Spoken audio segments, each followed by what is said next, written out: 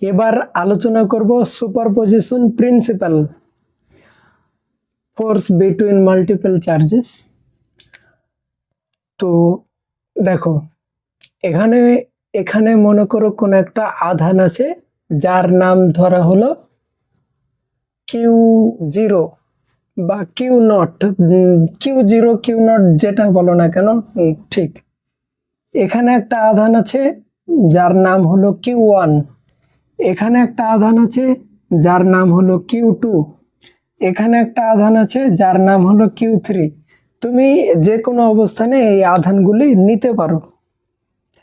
এবার এই সবগুলো আধানকে ধরা হলো ধনাত্মক, তাহলে সবগুলো আধান কি করবে? বিকর্ষণ করবে। আমি শুধুমাত্র এই আধানের উপরে মোট প্রযুক্ত বল এটাই আলোচনা করব। এবং Q1 এবং Q0 এই দুজনের যেটা অবস্থান ভেক্টর হবে সেটা হবে R10 ভেক্টর বরাবর, এবং Q2 Q0 এই দুটো আধানের যেটা অবস্থান ভেক্টর হবে Q2 এর সাপেক্ষে সেটা হবে Q20। ঠিক এরকম ভাবে এটা কত হবে? এটা হবে R30। এগুলো হলো অবস্থান ভেক্টর। এবার সবগুলো যদি ধনাত্মক হয় তাহলে Q1 আধানের জন্য Q0 আধান এটা কোন দিকে যাবে? এটা যাবে এই দিকে, এই দিকে যাবে। Q2 আধানের জন্য Q0 আধান এটা কোন দিকে যাবে? এই দিকে। আর Q3 আধানের জন্য Q0 আধান কোন দিকে যাবে? এই দিকে যাবে। এটা এই দিক বরাবর আছে, এই যে রেখাটা। আমি যাতে Q0 না কেটে যায় ওই জন্য আমি এটাকে এরকম ভাবে আঁকলাম, অন্য কোনো কারণ নেই। এবার এই দিক বরাবর কোন আধানের জন্য যাচ্ছে? Q1 আধানের জন্য। তাহলে এই দিক বরাবর যে বলটা প্রযুক্ত হবে সেটার নাম কি হবে? সেটার নাম হবে F01। F01, F01 মানে কি? Force 10 Q0 due to Q1, অর্থাৎ Q1 আধানের জন্য এই আধানটার জন্য Q0 আধানের উপর প্রযুক্ত বল সেটা কোন দিক বরাবর হচ্ছে? এই দিক বরাবর। Q2 আধানের জন্য Q0 আধানের উপর যেটা প্রযুক্ত বল সেটা কি হবে? F02। আর এই আধানের জন্য এই দিকে যেটা প্রযুক্ত বল সেটা কি হবে? F03। এবার বেশি কিছু ডিটেলসে পড়ার আগে একটা খুব গুরুত্বপূর্ণ কনসেপ্ট জেনে নিই। মনে করো এটা একটা আধান আছে আর এটা একটা আধান আছে, দুটো আধান হলো ধনাত্মক। দুটো আধান কোন একটা নির্দিষ্ট দূরত্বে আছে এবং এই দুটো আধানের মধ্যে 5 নিউটন বিকর্ষণ বল কাজ করছে। 5 ছোট হয়ে গেল লেখা, এর আগে ছোট করে লিখে দিয়েছিলাম, চেনে যাচ্ছিল না। 5 নিউটন বল কাজ করছে। এবার এখানে যদি কোনো একটা আধান চলে আসে তাহলে কি এই 5 নিউটন বলের কোনো হ্রাস বা বৃদ্ধি হবে? না, কোনো বৃদ্ধি হবে না। এই আধান চলে আসার কারণে এই আধান এবং এই আধানের আগে যেটা বল প্রযুক্ত হচ্ছিল, আকর্ষণ বা বিকর্ষণ যাই হোক না কেন, সেটার যেটা মান সেটা কনস্ট্যান্ট থাকবে। এটাই হলো সুপারপজিশন প্রিন্সিপালের একটা কনসেপ্ট। তো মূল টপিকে ফিরে আসি। তো দেখো এবার এখানে F01,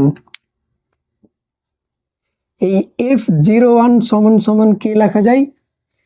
F01 সমান সমান লেখা যায় K ইন্টু F01। কার কার মধ্যে প্রযুক্ত হচ্ছে? Q0 আর Q1। তাহলে দুটো আধানের গুণফল বাই দুটো আধানের দূরত্বের বর্গের ব্যস্তানুপাত বর্গ। দুটো আধানের মধ্যবর্তী দূরত্ব কোন ভেক্টর বরাবর দেখানো হয়েছে? R10। এবং এই R10 ভেক্টরের যেটা মান সেটা ধরা হলো R10 ভেক্টর। এটা হলো ভেক্টর নয়, R10, এটা হলো মান। এবং যখন ভেক্টর করব তখন এই মানের সঙ্গে ইউনিট ভেক্টর গুণ আকারে আছে ইনটু, এবার এটা তো গেল মান, মানের সঙ্গে আমাদের লাগবে একটা ইউনিট ভেক্টর, তাহলে আমরা পাবো ভেক্টর। ইউনিট ভেক্টর কি হবে? এই দিক বরাবর R10 ভেক্টর বরাবর ইউনিট ভেক্টর হবে R10 ইউনিট ভেক্টর এটা।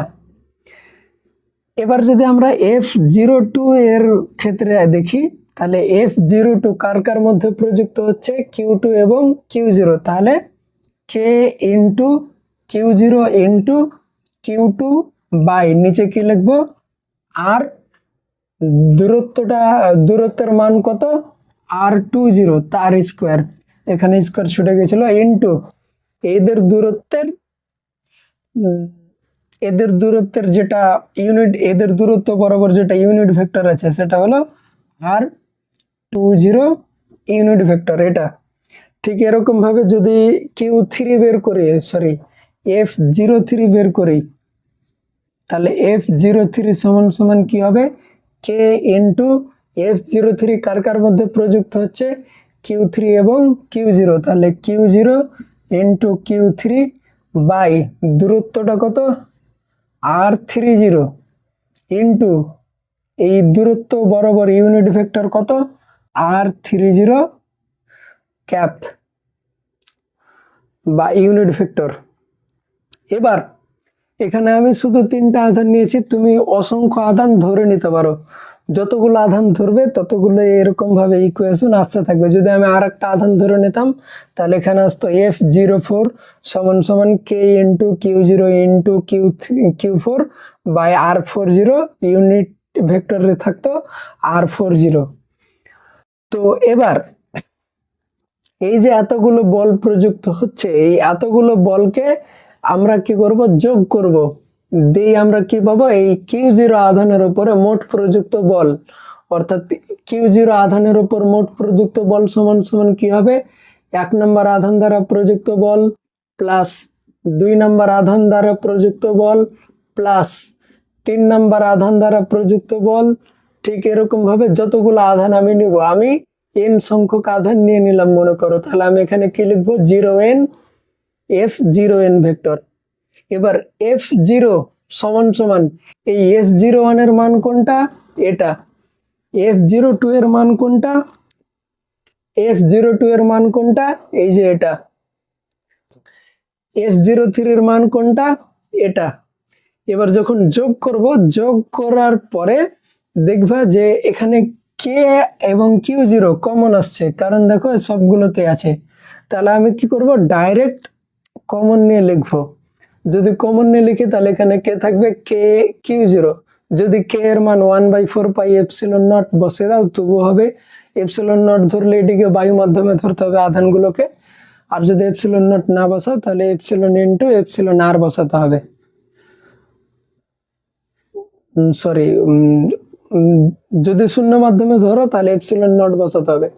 এবার এখান থেকে এই F01 থেকে এই দুটো কমন নেওয়ার পরে কি বাঁচছে, Q1 ইন্টু R10 তার ইউনিট ভেক্টর, এবং নিচে কি থাকছে, R10 তার স্কোয়ার প্লাস এখানে এটা Q02, সরি F02, এটি বসানো হয়ে গেছে, কি পড়ে থাকছে, Q2 ইন্টু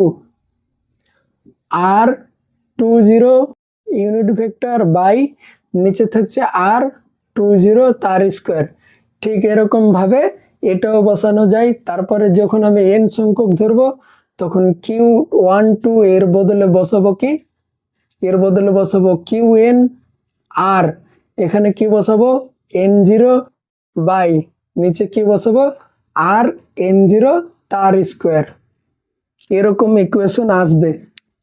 এবার এটাকে যদি সিম্পলিফাই করে লেখা হয় তাহলে F0 সমান সমান লেখা যাবে K ইন্টু Q0, আর এবার এখানে কি বসে দেবো, সামেশন শুরু করব I থেকে, যেখানে I শুরু হবে 1 থেকে, সরি I লিখে দেবো, I শুরু হবে 1 থেকে, Q I লিখে দেবো ইন্টু R I, আর এটা হলো 0, নিচে হলো কি R স্কোয়ার, এখানে হলো I0।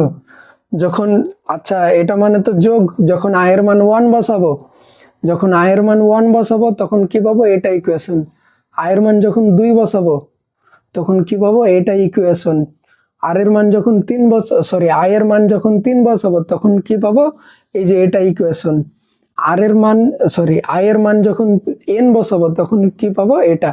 এবার এখানে কণা সংখ্যক কতগুলো আছে, আমি এখানে ধরে নিয়েছি যে কণা আছে এন সংখ্যক, তাহলে আই এর মান কত দূর পর্যন্ত যাবে, এন পর্যন্ত। এবার এই যে সমীকরণটা লেখা হয়েছে এটাই হলো সুপারপজিশন প্রিন্সিপাল।